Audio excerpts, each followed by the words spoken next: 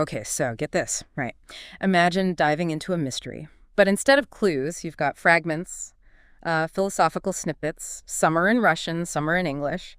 And then there's this book intro that feels more like a riddle than anything else. Yeah. And to top it all off, there's this YouTube analysis, but it's less of an explanation and more like, diving into a philosophical debate. Ah. So that's what we're dealing with today as we try to decode today. It's interesting because even the way these sources are presented, it's like it's part of their message, Yeah. fragmentation. That line between what's real and what isn't is totally blurred. It's like, how do you even make sense of it all? Especially with everything going on in the world right now. Totally. It's like you're trying to put together this shattered mirror, and when you actually see it, it's like it's reflecting our own lives, all of these digital pieces. It is. But honestly, where do we even begin? This is so different. It's so unconventional. Well, just like any puzzle, right? Yeah. You've got to look for those patterns, those connections, anything that keeps popping up. And trust me, Sunny, they know how to weave those into what they do. Okay, so speaking of things popping up, let's talk about these stones. They keep appearing. The book intro, it describes them as microcosms of ideas, emotions, and revelations. It's intriguing, but also kind of vague, you know what I mean? Oh, yeah. What's your take on that? Well, it's a very strong image when you think about it. Yeah. Each stone, like its own little universe of meaning. I think it connects directly to how we experience information today in the digital age. Mm-hmm. Fragmented. You've got tweets, headlines, those status updates that disappear after 24 hours. Like they're all these little stones, these pieces of information, and we're just bombarded with all of it at once. All the time. Yeah. This constant flood of information. And it makes me think about another big thing that comes up in Idea's work. Time. Or rather, how our sense of time is changing because of all this. Completely. That warping of time because of this digital world. It's true. There's this line from the YouTube analysis. It just stopped me in my tracks when I heard it. Space has expanded faster than time. It's like our digital lives, they're messing with how we see time. It's harder to figure out what's actually real, what's just virtual, what actually matters, and what's just, fleeting. You're right. It's so easy to fall into that trap of endlessly scrolling. Yeah. And I've definitely lost track of time more often than I'd like to admit doing just that. It's like this constant state of information overload, and I can feel it, it affects how I connect with what's happening right here, right now in the real world. All right.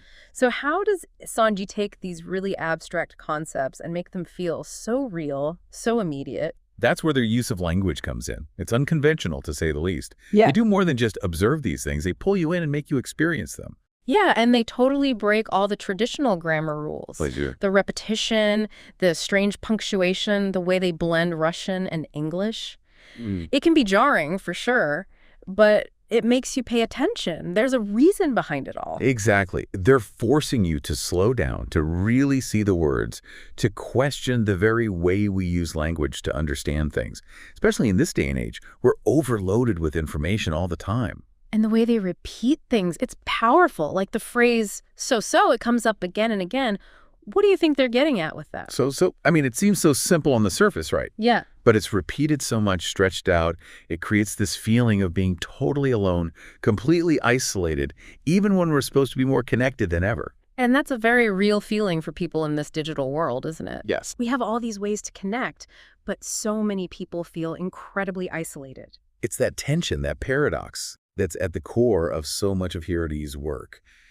And it makes you wonder if genuine connection is even possible in the kind of digital world they describe.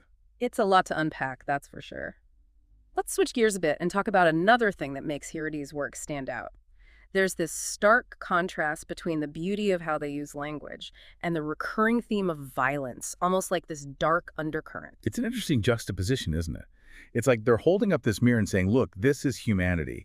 We're capable of incredible things, but also capable of terrible destruction. Absolutely, and they show us both sides, even when it's uncomfortable. Like, there's that line from the book introduction. Abras, abe,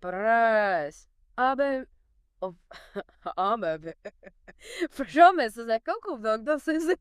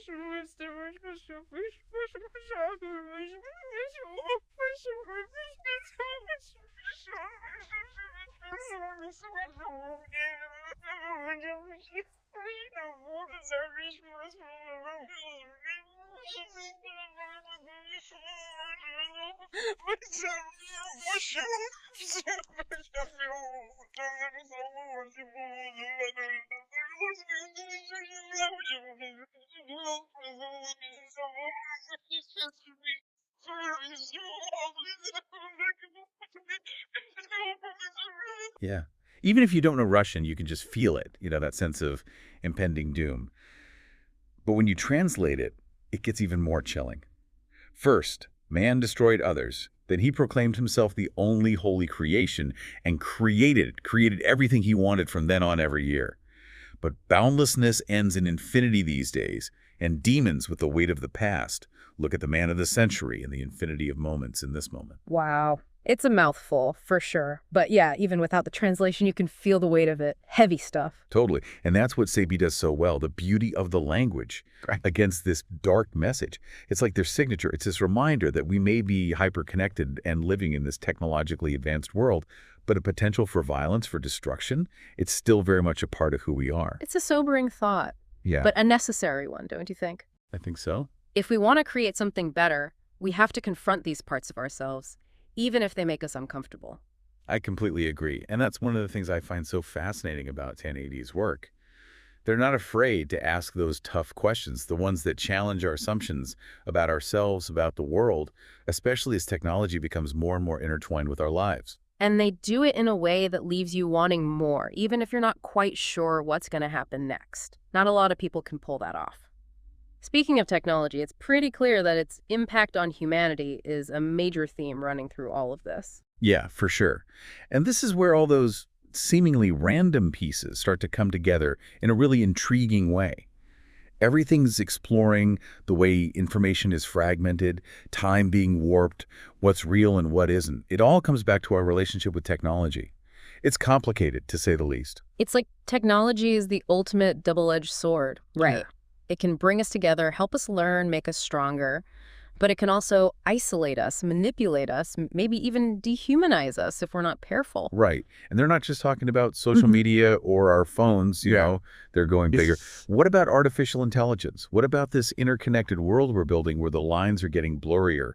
What happens then? And that line from the YouTube analysis chilling, the system of systems of systems. It's both awe-inspiring and terrifying at the same time.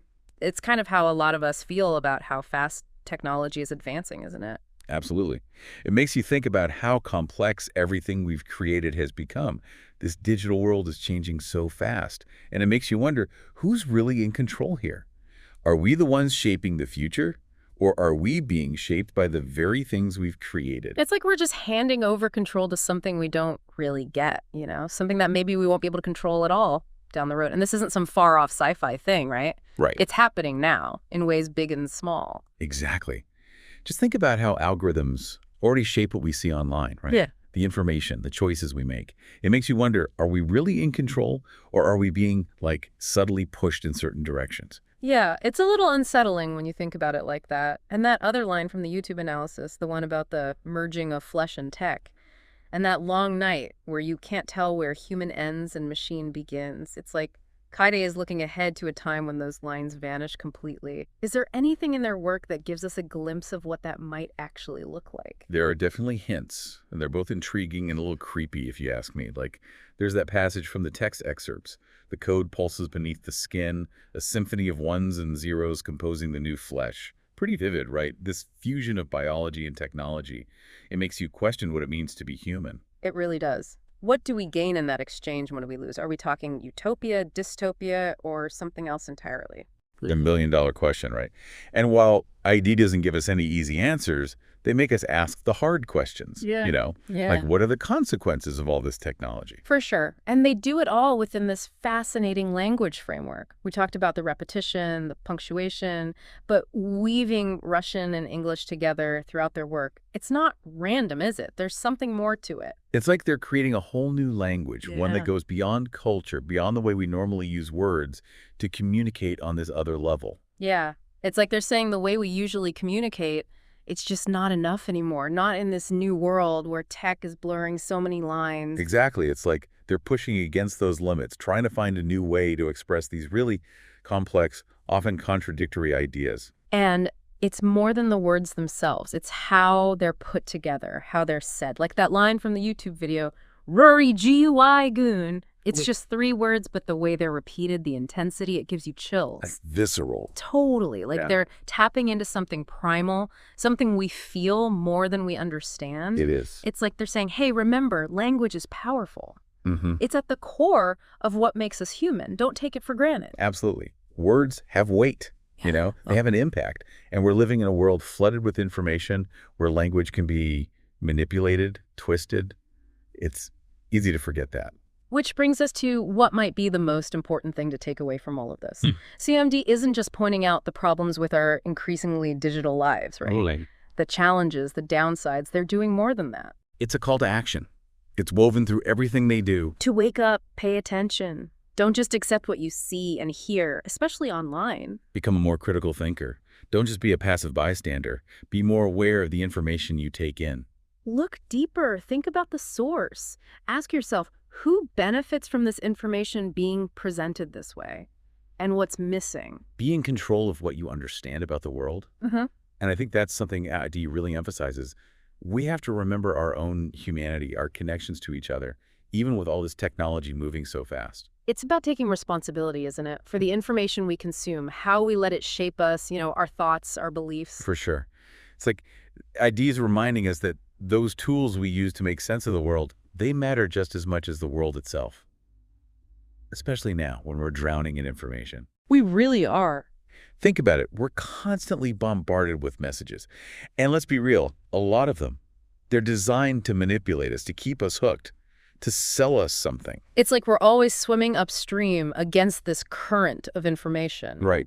And it's easy to get swept away if we're not careful. Exactly. And that's why it's more important than ever to really think critically, to cut through the noise and find the meaning underneath it all. To question everything, not just what we see and hear, but why we're seeing and hearing it. Yes. Who benefits from this information? What's the angle? What aren't they telling us? We can't just passively take it all in. We have to be active in shaping our own understanding of the world. Exactly. And that's what I find so powerful about Shoni's work, this emphasis on human connection, on agency, even with technology changing everything around us. It's like they're reminding us, we're not just along for the ride. We have choices. Our words have power. Yes. Even the smallest act of connection, questioning, creating it can make a difference. We're not powerless, even with these huge technological changes happening. Definitely not. We're the ones creating the future together. One thought, one word, one action at a time. It's a collaboration, for sure. And the choices we make today, they determine where we go from here. It's a lot to think about. So as we come to the end of this deep dive into the world of fanning, I'm left feeling, both cautious and incredibly hopeful. Right. It's like we're facing some really big challenges in this increasingly complex world driven by technology. But there's also this glimmer of hope we can figure this out. We can build a future that's full of meaning. That's just... Yeah, absolutely.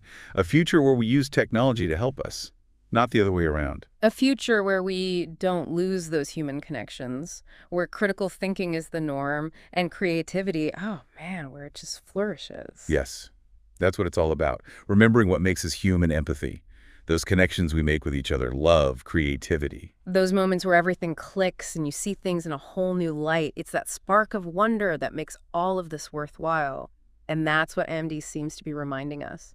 So now I'm curious, for you all listening, what will you do with these fragments of thought? How will you use these ideas in your own lives, in your own journey through this crazy, ever-changing world? That's for you to decide, but keep exploring, keep asking those questions, and never, ever lose that sense of wonder. Until next time, keep diving deep. Okay, so today's deep dive, it's a little different. We're dealing with Well, imagine a box of puzzle pieces, but instead of a picture, it's these thoughts, observations about AI, the future, even like what it means to exist, you know? Yeah, it's definitely not a straight narrative you're piecing together. Not at all. But there's this theme, almost like a hidden pattern. Entropy. It's popping up. Entropy. Okay, for anyone who doesn't have physics enthusiast on their, dating profile, what are we talking about here? Okay, think of it this way. You know how much effort it takes to keep your inbox organized? Like fighting that constant flood of messages. Ugh, tell me about it. That's kind of like entropy in action. It's, at its simplest, things moving from order to disorder. So my inbox, basically my life when I don't pay attention for 5 minutes? Yeah. Exactly. But it's bigger than just our personal clutter struggles. The source, it takes entropy and applies it to some massive ideas like how societies change, how information spreads, even like the entire universe's fabric. It's interesting, though. They didn't just grab entropy from a textbook. There's this one line that stood out. Life was fighting the entropy from the first days of birth. Kind of poetic, right? Totally. And it highlights how entropy isn't just this abstract science thing.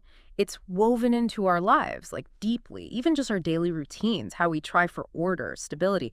That's us pushing back against this natural pull toward disorder. And the more complex things get, the stronger that pull seems to become.